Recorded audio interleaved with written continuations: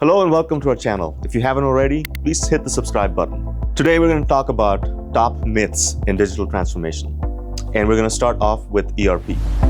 Audio Jungle. So let's talk about the three myths causing ERP project failures. Myth number one, ERP implementation ends at go live. That couldn't be farther from the truth.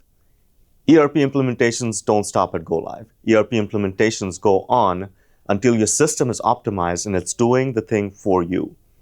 Now, the definition of go live we've talked about before. It needs to be your definition of go live, not the software vendors. Go live is a date when your system is supposed to be in production. Now, what does that mean? It means that your checks are being cut in the system. You're running all of your critical business processes through the new system. What if some processes still remain on the older system, right? So now you need to think about what go live means to you.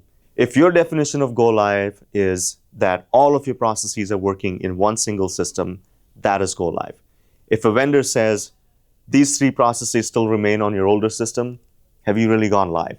So the myth about ERP implementation stopping or ending at go live is busted, right? Things go on after go live. You're optimizing processes, you're redoing reports, you're training your people, you're constantly looking at your system and your processes to see how can we best utilize this product to make our processes better. Myth number two, ERP is a one-size-fits-all solution to your problems.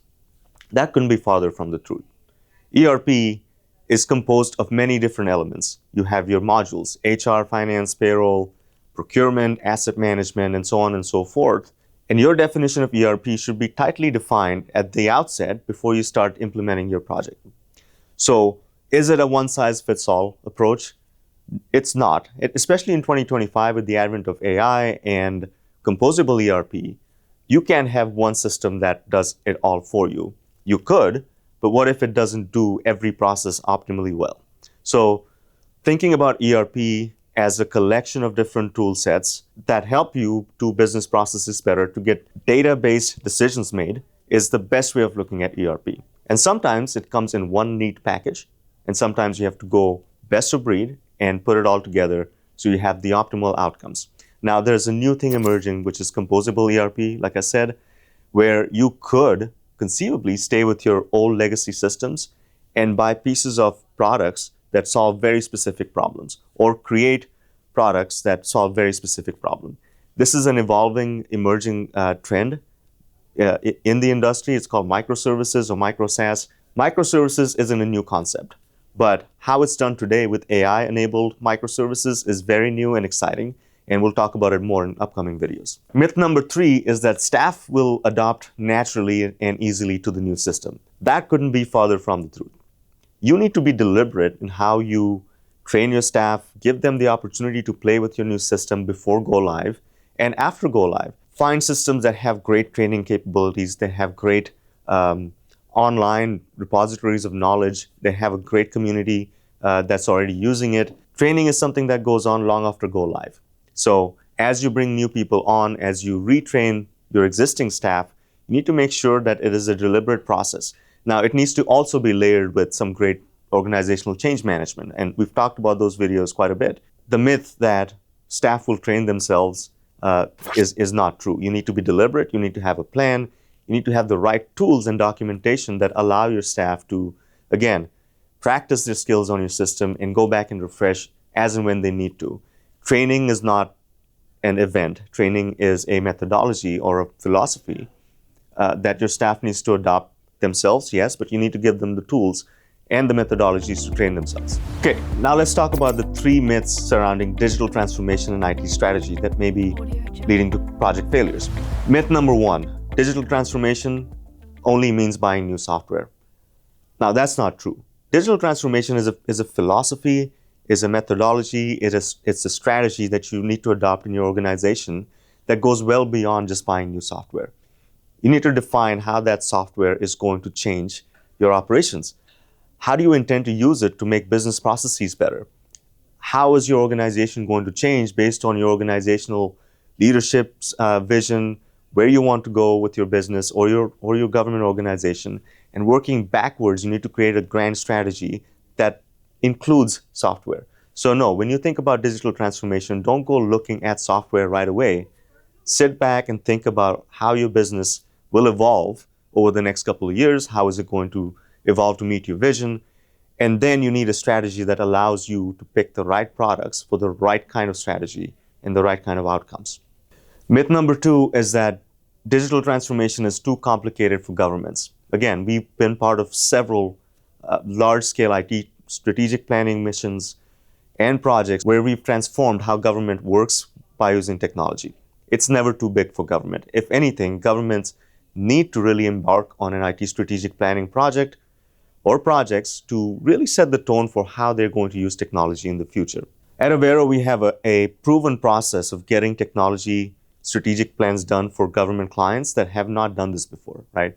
You might have had a large capital investment in technology 20 or 30 years ago, and then nothing has sort of been done to keep up with that capital expenditure. So with an IT strategic plan, you can really craft based on where your council or your commission and your leadership want to go with the city, with the organization, and work backwards to create a strategic plan that works for your organization. This plan should tell you what you're going to do in what order, who the stakeholders are, how much each project is going to cost, and therefore make it easier for your governing bodies to find the budget for you. So no, it's not too complicated, but it will be complicated if you don't do it right. Myth number 3 is that IT strategic planning has no impact on your citizens or your end users. That could not be further from the truth. When you create IT strategic plans, or when you create strategic plans for your organization, the first thing we all need to think about is how does this impact our citizens? How does this impact our customers? And working backwards from there, you need to think about your strategy. So everything you do impacts your end users. Everything you do in terms of IT strategy and investing in IT impacts your end users. Not only your end users, it's also impacting your citizens.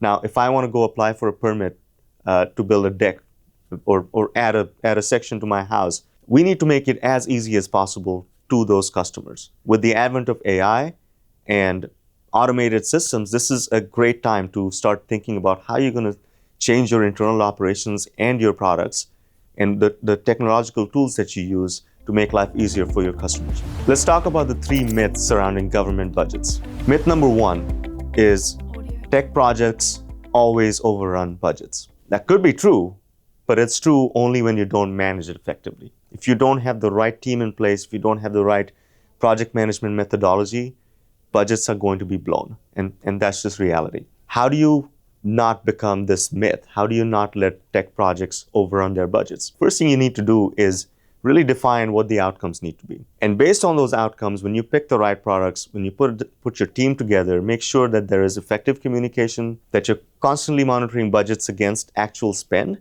and looking at the trends on where this is going. We at Avero are very, very serious about budgets and budget management. So when we do projects for you, we're going to send you weekly budget snapshots as part of our communications. And all of this is planned well in advance so you know exactly what you're getting and there are no surprises. Budget overruns and exceeding budgets is not necessarily a problem because sometimes you may not have something in scope that you later define and want included. So as long as you can predict, as long as you can communicate, and as long as you can have control over these budget issues, you're going to be fine. But it takes effective project management to make sure that you're not surprised by a budget overrun. Myth number 2 is that cheap solutions always work. Now, that is not true. The cheap solutions or the freebies might work, but what's the cost of doing that?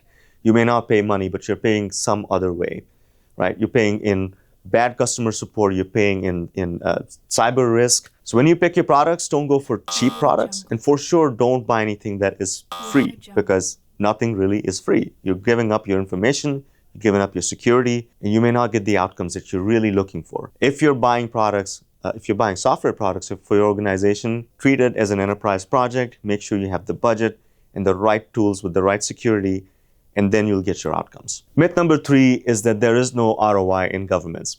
This is kind of true, right? When a government organization that has no profit motive buys something, it's really hard to come up with an ROI, which is a return on investment. Money-wise, you'll have to make a lot of assumptions to come up with a monetary ROI, which is okay, you can do that, as long as everyone's aware of what those assumptions are. A better way of looking at it is outcomes.